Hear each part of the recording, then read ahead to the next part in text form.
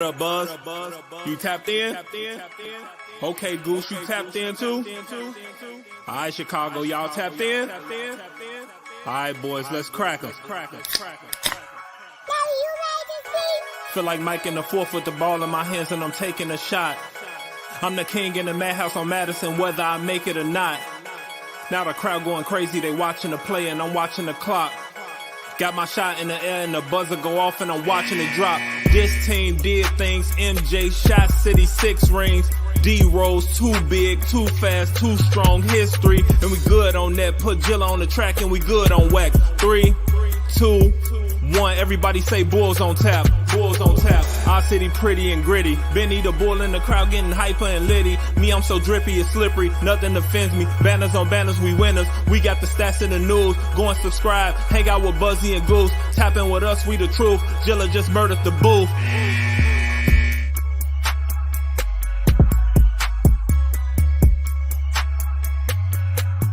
Ladies and gentlemen, welcome to Bulls on Tap. I'm your boy Buzz. I'm joined by my dude Goose, aka Bulls Scripted, and we're here to talk Chicago Bulls basketball because it's been about a week since we have done that because I went to Disney World.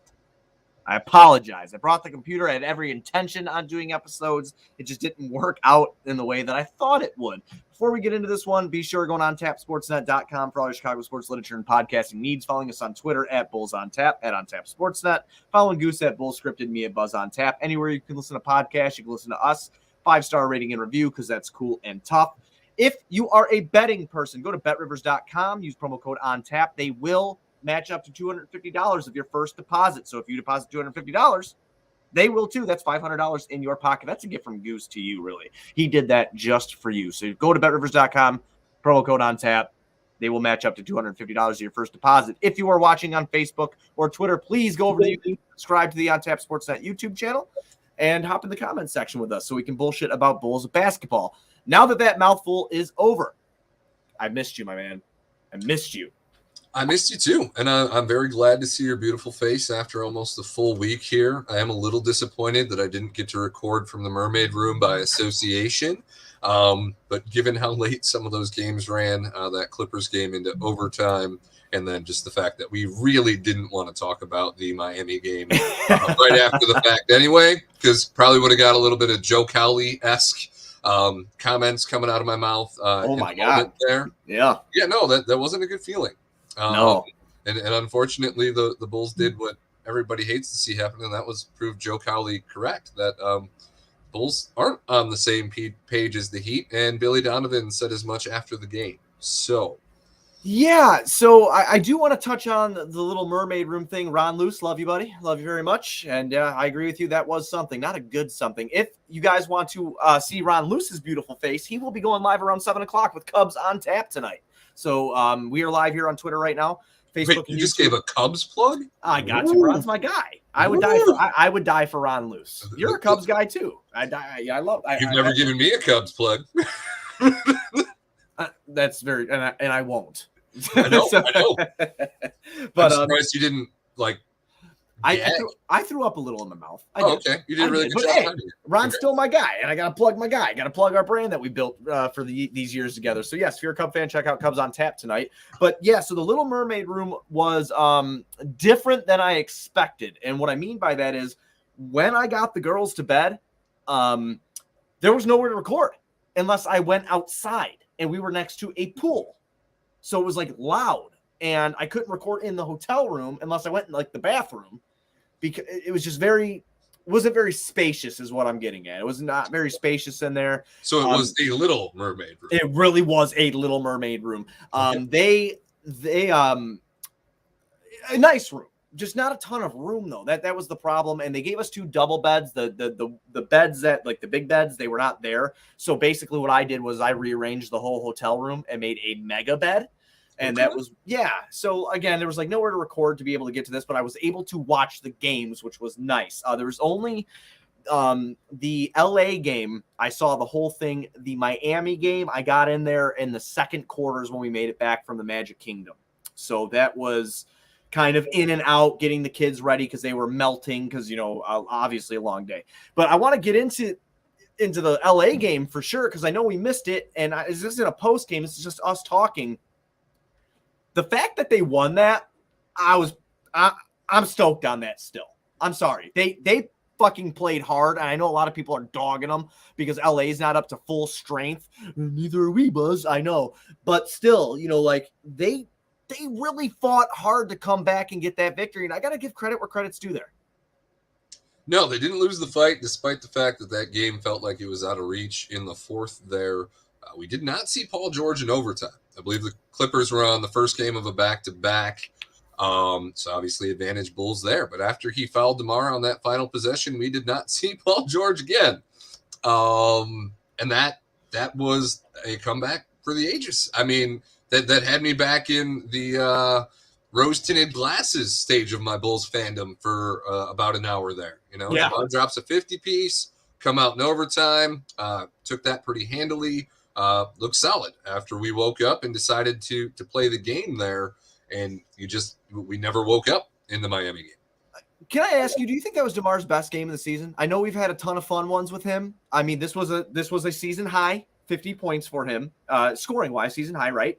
Super efficient. I know Chai Sports fans not here to make fun of me, but he was super efficient with his shots. Only missed one free throw, 17 for 26 from the field. Biggest free throw of the night. Right? No shit. But I mean, as I watched him do what he was doing, I kind of couldn't believe it was happening because our last episode, we talked about how that magic kind of faded a little bit of not the heroics, because DeMar can still hit the shots, but I guess the game takeover, right? Because we've missed that for about the better part of 3 weeks. We were just talking about how tired he was, how he had that game off, and this is kind of expected at his age, playing 40-plus minutes a game, doing what he was doing to hit that wall. And then we got another flash of it in that LA game, and it carried us home. He really stole us a victory. Does that give you hope going into the playoffs that he could pull that out of the bag, or does that make you nervous that it's like, man, this can come and go? This might not be a every game type of thing. I mean, obviously, we go into the Miami game. We could talk about that in a little bit, but those tricks are still up his sleeve, right? Yeah, I mean, I think don't mean to be a fence sitter here, but it's a little bit of both. It gives you hope that he can steal you a game, because his style of game when he is on is that much more efficient than somebody who relies on the three-point shot. Mm-hmm.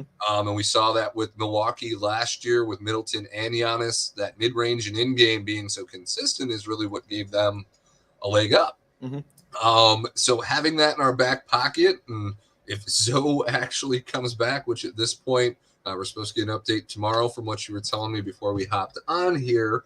But I don't know how much we can bank on that. If you have both of them, you feel really confident. If you just have DeMar, I feel more so like maybe steal a game or two. I'm not really too confident in a series win right now at this point, at least not without knowing the status of Zoe.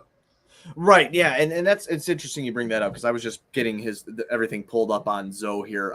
He drew major praise from Magic Johnson. I don't know if you saw that. We have an article over at untapsportsnet.com filling you all in on that if you want to check it out. But Magic Johnson said he's one of the best defensive guards in the league. It's something that we knew, but drawing praise from a Hall of Famer like that is always really awesome. This is where it makes me nervous, Goose, on committing to Lonzo Ball being a key factor in doing what we're trying to do, which is make a run in the playoffs. Everybody else who's banged up around him is my main concern here. He's trying to get back, and obviously we'll have that update on tomorrow or Wednesday, but he's trying to get back, and he's got guys like Zach who isn't at 100%, and Caruso who missed practice. Not a super big deal. He will play tomorrow, but still a back issue. It was a back issue today. If anybody has back issues, and I know you do, and I do, God damn, it sucks. So I would love to say he's going to make a big difference when he comes back. I'm just kind of doubting it right now just because of everybody going through what they're currently going through. But yeah, I hope it really works out for him. Matt Berkland is in here, our boy Burke, and he actually goes, what about Kobe White on Saturday? And he put bad vibes. Burke, I wish I could show you my screen right now. I might just take a picture. Actually, I'm going to do this live. Fuck it. We'll do it live. I'm going to take a picture of this and send it to Burke. So I have Kobe White's last 5 games pulled up here. Burke basically read my mind. Can you guess his averages? Do you want to take a chance, or do you just want me to fucking rattle them off? You tell me. I'll go with 8 points, 2 assists, 3 rebounds, 38, 25, 80 shooting. Okay. So, okay. Did I over or undershoot? Let's see. Okay, here we go. Kobe White's last 5 games for the Chicago Bulls. He is averaging 5.6 points per game, 3.4 rebounds, 1.6 assists. In his last 5, he is shooting 26.2% from the field and 8.3% from downtown. You heard me right. 8.3% from downtown. I knew it was bad because I've been watching. And if you want, and in the Clippers game is probably the only reason he has any points there. Because outside of that, I don't recall him having even like a game where you're like, oh, he hit a shot. In the Clippers game, he was off a fresh fade, so I thought he was going to have that post haircut confidence and show out. And, fucking aerodynamic. Yeah, it's just that is rough. Yeah, holy shit. That's really bad. And I go back, and I got to eat crow here. I have to. I go back to the NBA trade deadline, and I was animate the whole time. I did not want to move him because of the bench scoring I thought he was going to provide, because we saw the slow start, but then we saw the resurgence. And then all of a sudden it became fucking streaky, and it's just like this. It's like this carousel, but it's not like, you know how the horse will go up? This carousel is just digging itself into hell. And I don't know what's happening with him. He doesn't look comfortable. He doesn't look confident. And it's really unfortunate, because I thought we had gotten to a point in the season where he was like, you know what? I am the 6th man. Okay. I am the guy that needs to give this team scoring off the bench. Right now, I don't think he knows what he is, and it's showing in his play. And unfortunately with Kobe, this has been the tale of the tape since he's been drafted, is his lack of definition of a role or what he's supposed to be and do continues to rear its ugly head. I mean, the only thing I could think of is, like, mentally, is he just messed up with the fact that without Caruso and Zoe, that they went with a rookie to start over him, that he went from this lottery potential starter, and now he's just being looked at as the guy that hits his threes, gets minutes, doesn't hit his threes, isn't going to get any minutes.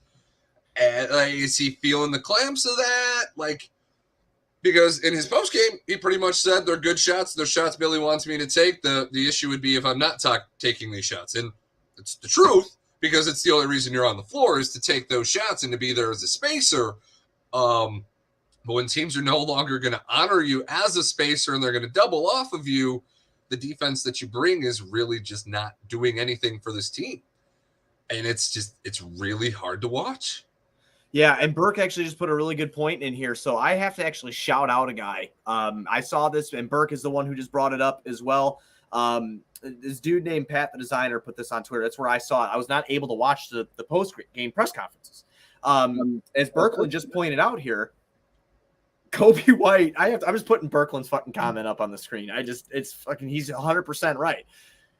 Berkland just says the MFer is 0 for 9 and was watching the UNC game in the middle of the presser instead of facing the music. That, I agree with Burke here. That looks like shit. He's sitting there clapping after a performance like that. He's sitting there clapping, thinking about his old college. Listen, I don't know what UNC paid you. I know it's not what the Bulls are paying you, number one. So you need to put on a little bit of a fucking serious face here for a moment. I'm not saying you can't be happy about your alma mater, but I agree with Burke. The timing of that is very poor. Obviously, He doesn't get to decide when that game is on. But at the same time, to have a performance like that in a loss like that for your team that is playing somebody that you very well could be facing in the playoffs here very shortly, the way the East standings are just up and down at the top there, is a little like, dude, like, are you out partying during this UNC March Madness run? Is that what's going on? Is he Otto Porter Jr.ing it? Are you going out to the clubs? Are you just OPJing it up and you're just like not mentally here? Like, are we getting the opposite of February Lowry? We're getting March Kobe? Like, oh my God. like, I'm trying to find a correlation because, like you, I was happy that Kobe made it through the trade deadline. Yeah, me too. I was stoked. Because even Kevin Durant, although I guess Kevin Durant praised Antonio Blakeney at one point too. Yeah, he could be dynamic. That Antonio Blakeney, he was so dynamic. We might actually need an Antonio Blakeney if Kobe White keeps playing this way. No, we might need Antonio Blakeney's services. Yeah, I don't know about all that, man. No, people will just start quitting. No. Antonio Blakeney passes the ball less in general than Donovan Mitchell passes the ball to Rudy Gober. Oh, God. Hey, I saw some fun. We got to talk about that shit, too, man. Thank you, P-Bodes. We're welcome home. Thank you. I'm glad to be home, brother. I'll tell you later about that whole extravaganza. There, I dropped some words there. But, yeah, I want to – Burke's going to have an article on Kobe White. It's going to be released shortly over at OnTapSportsNet.com. Don't forget to check that out. Plug for my boy there. But I want to kind of talk about what you touched on.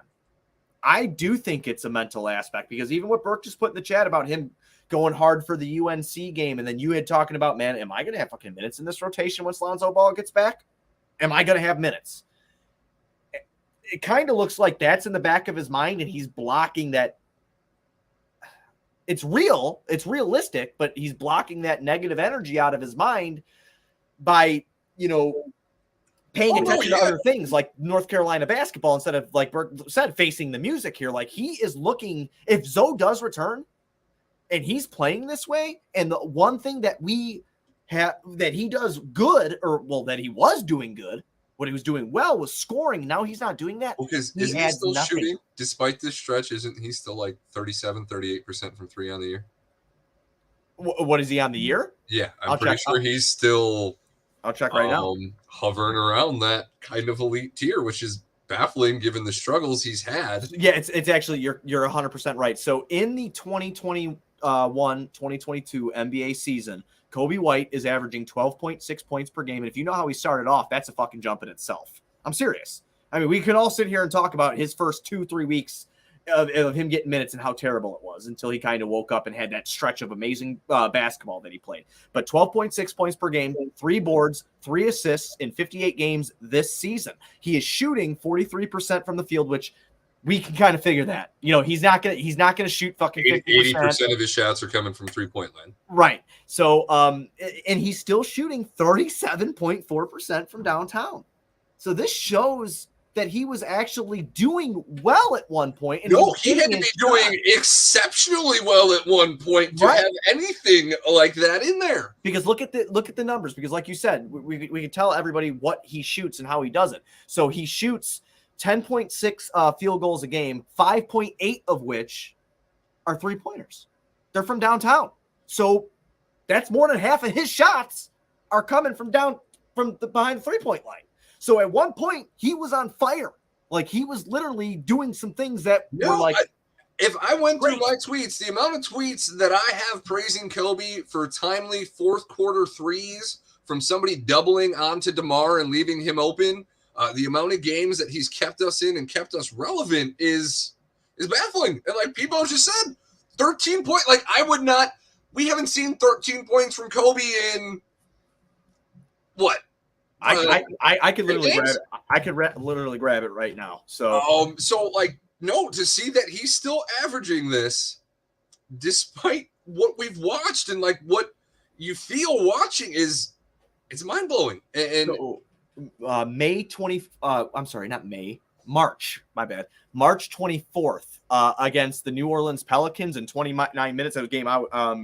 That was the away game there. 23 points he scored in that game. He added 6 assists in that one. That was the last time he scored over 12 points in a game, was back on March 24th. The time before that, the last time he got double digits before that was March 18th with 14 points. He has been wildly inconsistent over his last 15 games.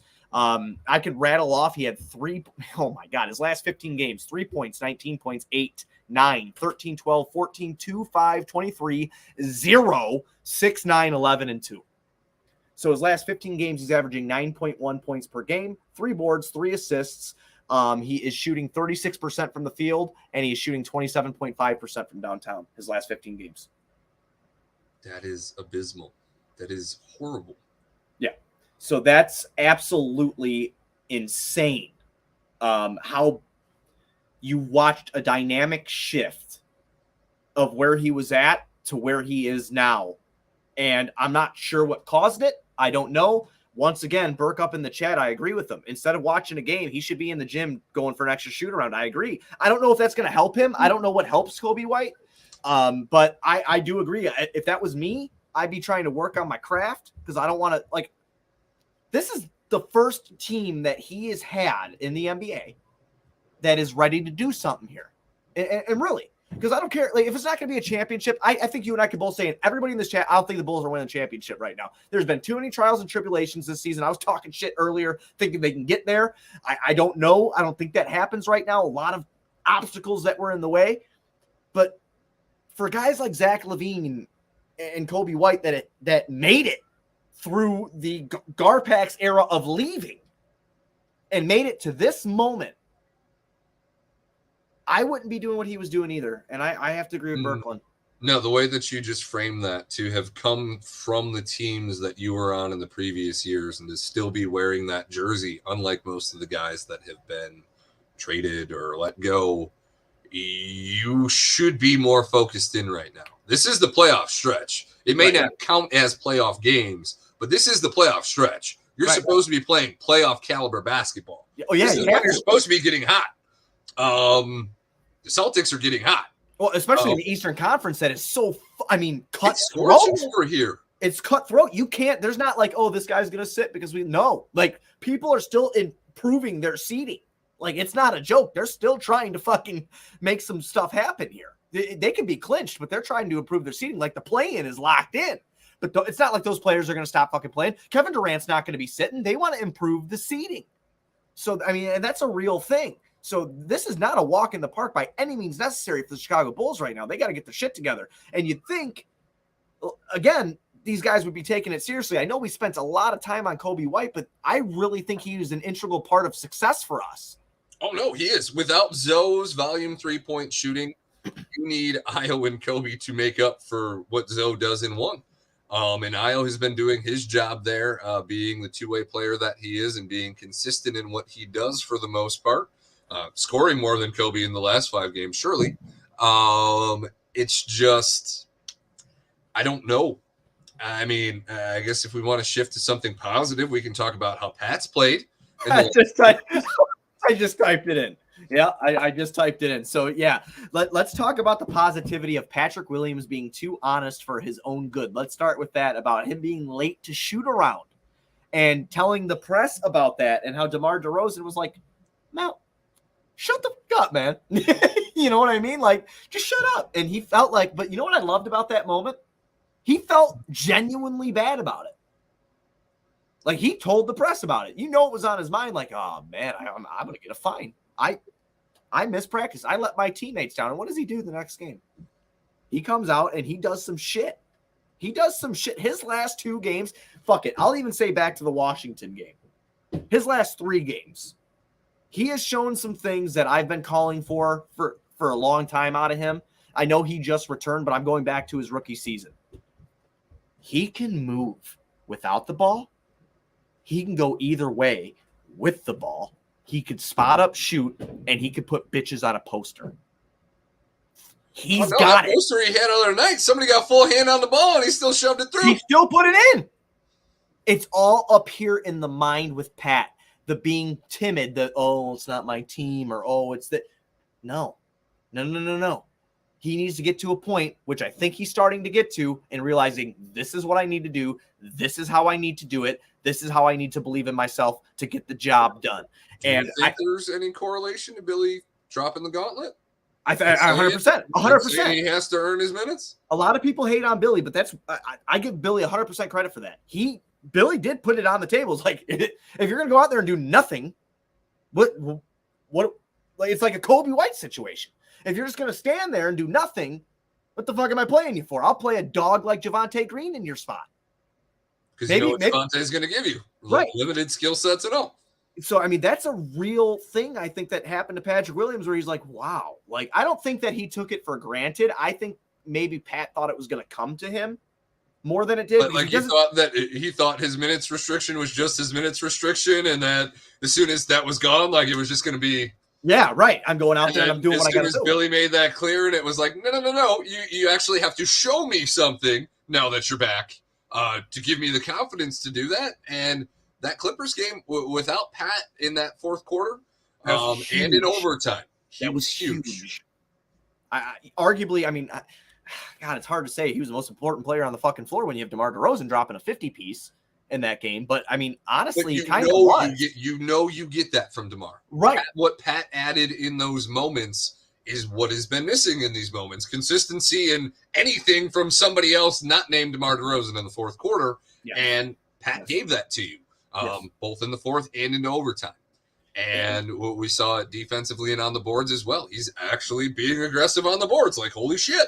I know. Last 3 games, 7 boards, 12 boards, 6 boards.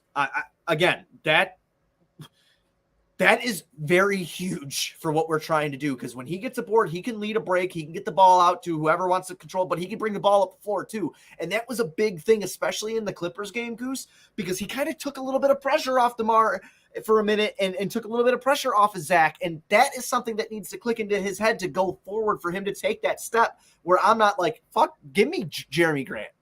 Somebody who's going to at least try to take the pressure off.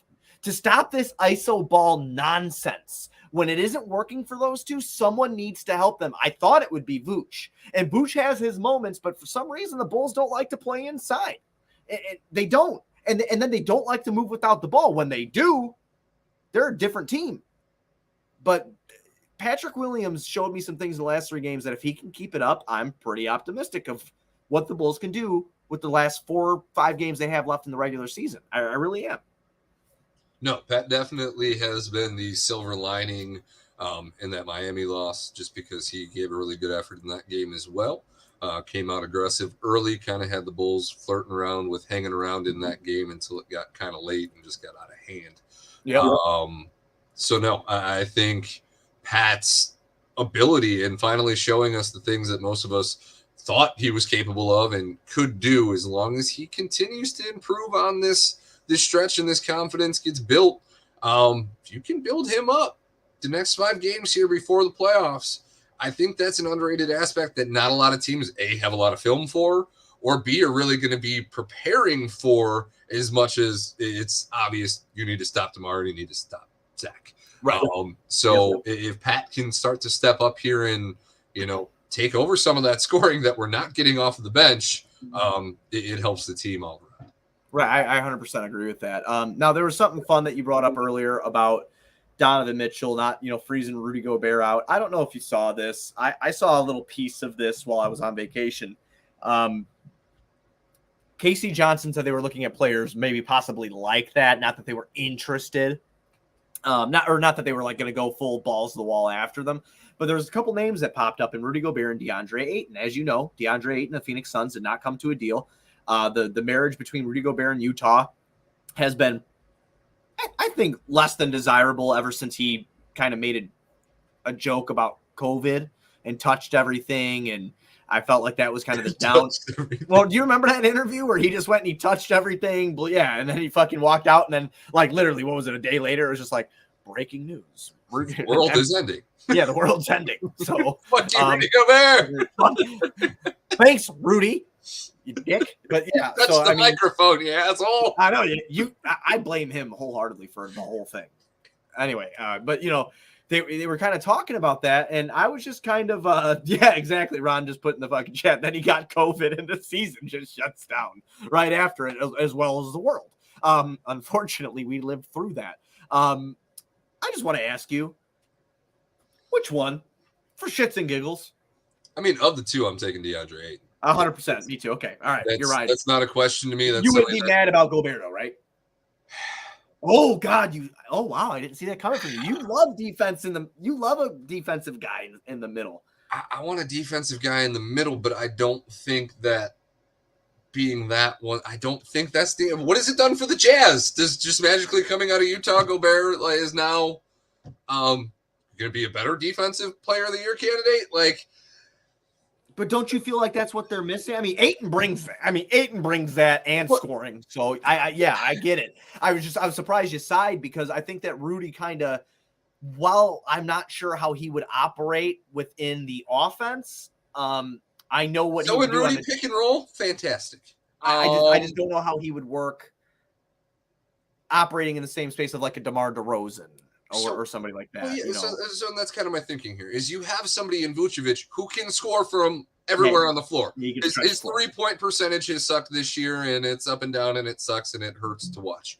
Right. But in general, teams respect him as somebody that can make a shot from anywhere on the floor. Yeah, that's fair. Gobert's not that guy. Right.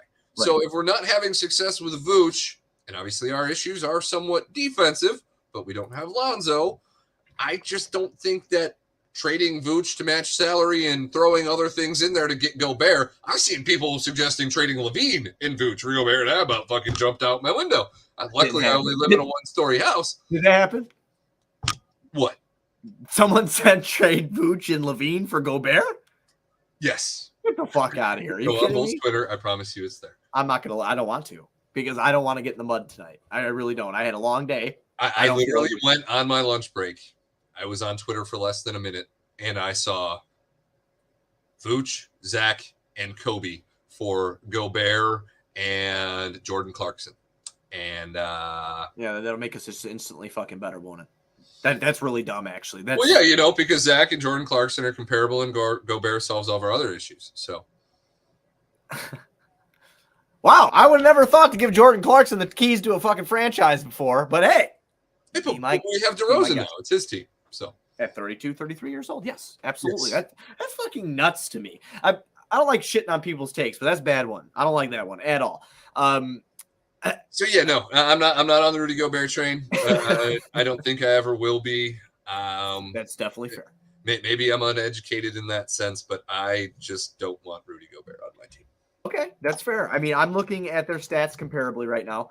Obviously, we know what Rudy Gobert brings. We just told everybody this year he's having a really good year.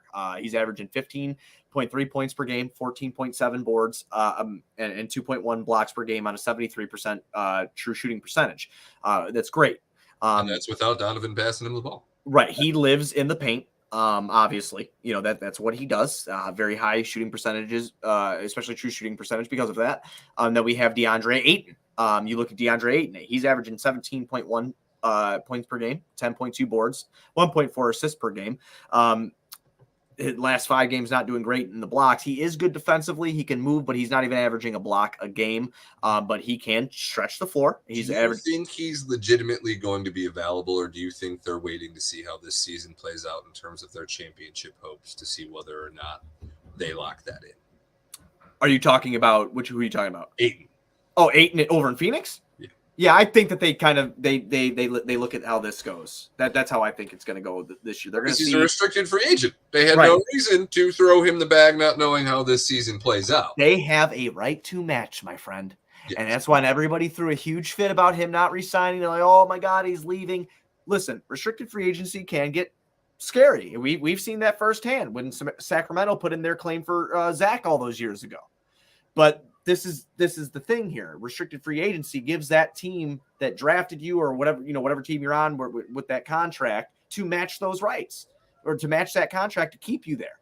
So it's not a for sure thing he's hitting free agency or anything like that. I do think Gobert is personally moved because there's Gobert or Mitchell will not be in Utah next year. One of the two will be gone. Yeah, one of the two will be gone for sure. But yeah, I think that they're going to see how it goes. Again, I'm kind of with you on the Deandre Ayton to the scoring, but when I look at the scoring of the Chicago Bulls right now, and I look at that up and down, I'm not worried about them scoring. I'm worried about defense. So I think this was one of the first times we might differ. I don't like Rudy Gobert. I don't like his little attitude, but I like the fact that he is a Defensive Player of the Year candidate, and I like the fact that no one wants to fuck with him in the paint, and I like that because the Bulls get killed there. And I think that helps Pat out a lot. Is Gobert your Giannis stopper? Is that what you're trying to tell me? No, I don't know about that. I mean, probably knock Giannis on his ass, but I don't know about I guess for me, I like Vooch better than the two options you're presenting me with. Even Ayton? Even Ayton. I like Vooch better than Ayton. at least for next season. I mean, long term, obviously, that's a completely different conversation. Are you talking? You're factoring in contracts too. That's what I'm factoring in our current situation, what we have in front of us for next year.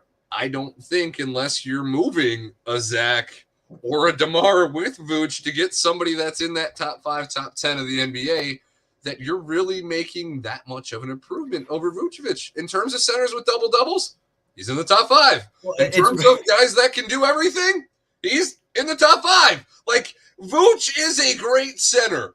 It's our team's success that has made Vooch look like a piece of shit. Well, you see, this is why it's fun with our opinions now, where you would stay or you'd go Ayton over Gobert. It's why I go Gobert, is because they're different, right? They bring different things to the table here. All right.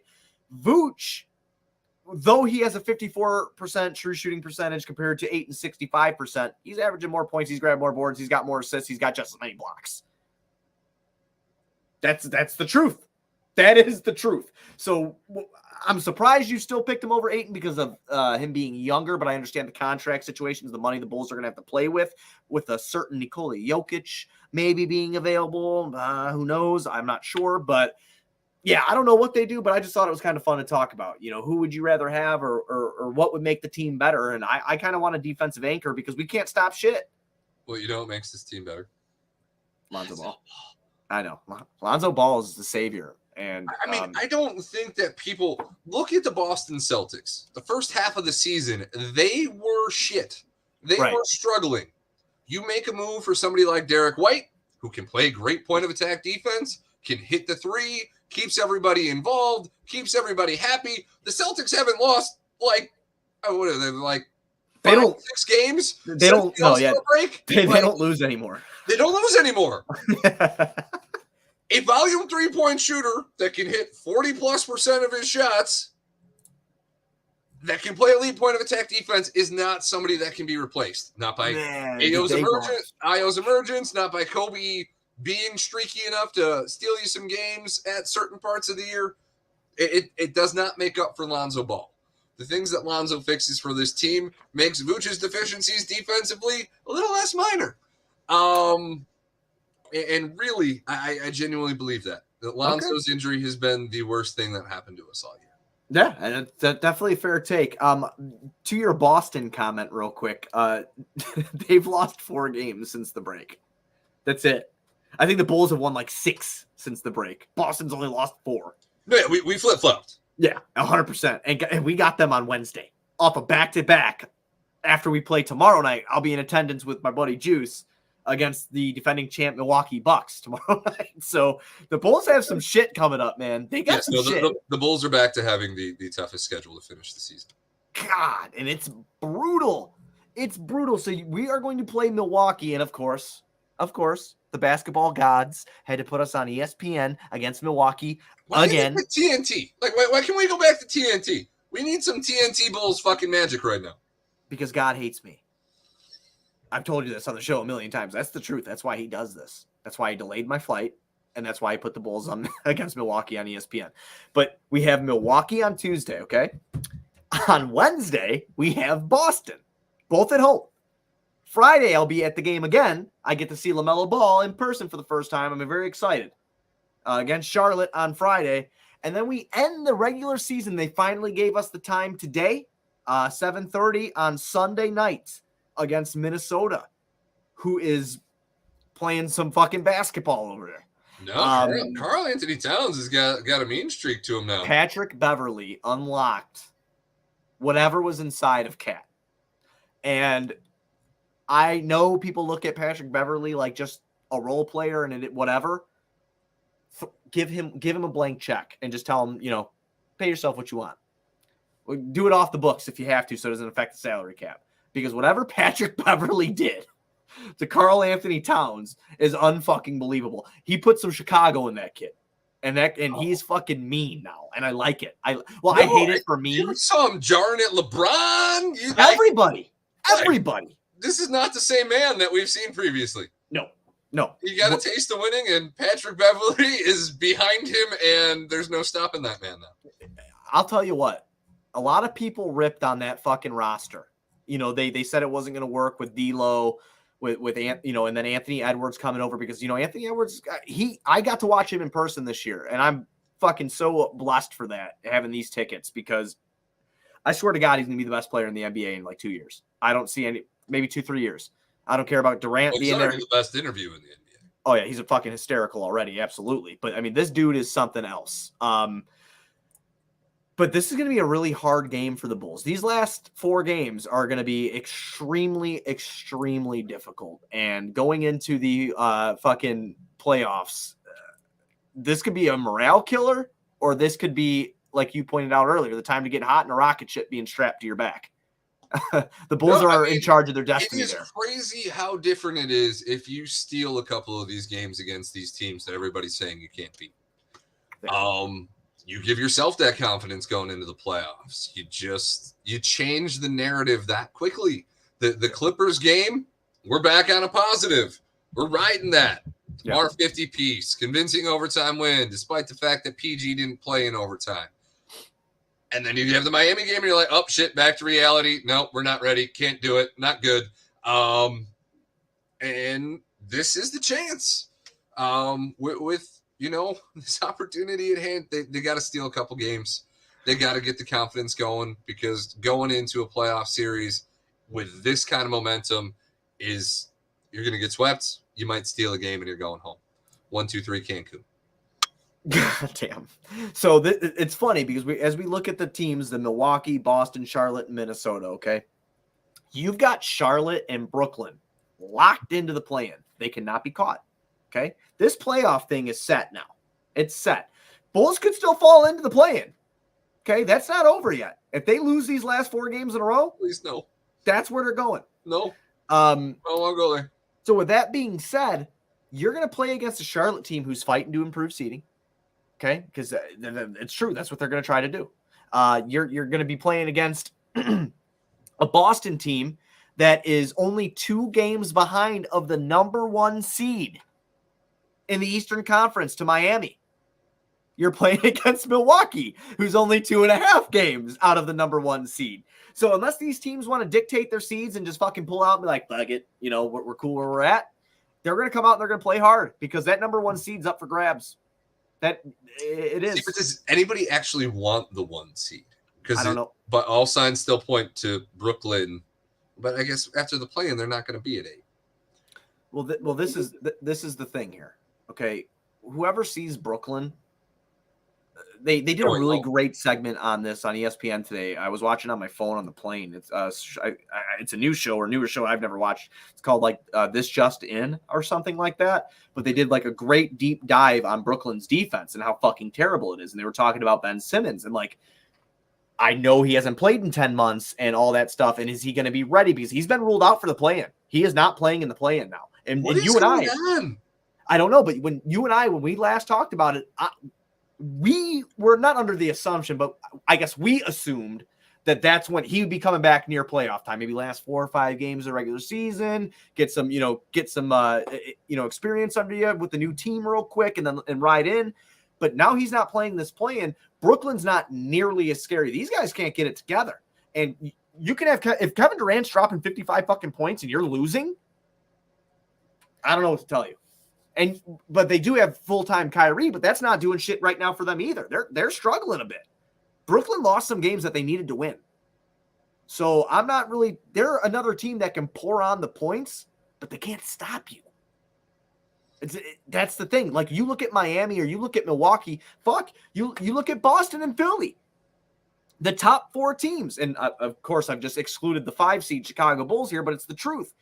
Those teams can score, and they've been showing you with their play as of late that they can stop you. Look at the point differential between the Bulls and the Brooklyn Nets. 0.3 points per game is the point differential for the Bulls right now. Same with Brooklyn. Look at Milwaukee, Miami, and Boston. 4.3 for Miami, 6.9 for Boston, 3 for Milwaukee, and 2.4 for Philly. Also to throw in, I know we've played a lot of close games. I didn't think it was that close. Look, if you go to the standings, you could see the differentials. That's what that is. And looking at that, it's fucking alarming, man. No, we've made it by the hair on our chins. And I know a lot of those games where we were hurt and DeMar was willing us to victory, that they were 1, 2, 3 point victories. But that is... The Bulls are scoring 111.7 points per game right now, and they're letting up 111.4. That's fucking nuts, dude. Like, Boston, you want to talk about the turnaround of the century of what they've done? They're getting 111.2 points per game and only letting up 104.3 right now. No, you had people talk, well, who do you trade, Tatum or Brown? Neither of them, motherfucker. Look at yeah. Let them gel. They're young. You know, like, that's the thing with the NBA. And you know what? Karl Anthony Towns and Zach said it perfectly. They didn't get a chance in Minnesota to really do something over there with Wiggins and shit. Maybe Wiggins would have been moved eventually. I think Wiggins was the wrench in that issue. Yeah, but I mean, it's just, if you look at it, they could have done something. That's the thing with the NBA. These people don't want things to gel. Like, everybody who made fun of Philly, and I'm guilty of it.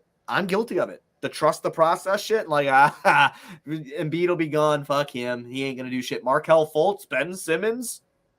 Well, I mean, in a sense, were they wrong about the last two you just mentioned there?